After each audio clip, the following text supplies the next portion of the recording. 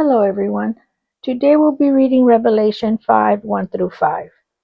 And I saw in the right hand of him who sat on the throne a scroll written inside and on the back, sealed with 7 seals. Then I saw a strong angel proclaiming with a loud voice, "Who is worthy to open the scroll and to loose its seals?" And no one in heaven or on the earth or under the earth was able to open the scroll or to look at it.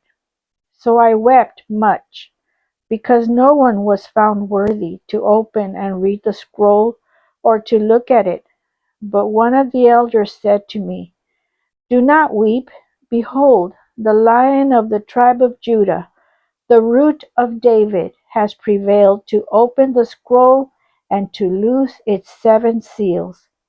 Heavenly Father, we come before you with concern on what's going on in the world and in our nation.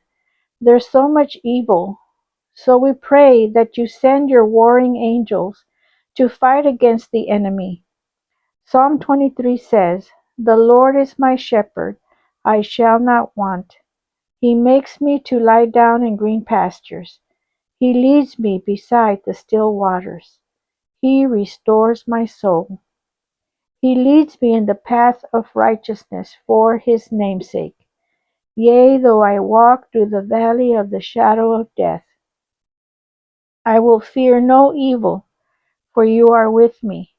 Your rod and your staff, they comfort me. You prepare a table before me in the presence of my enemies.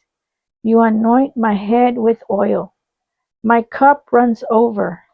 Surely goodness and mercy shall follow me all the days of my life, and I will dwell in the house of the Lord forever. Amen. Have a blessed day, and don't lose hope.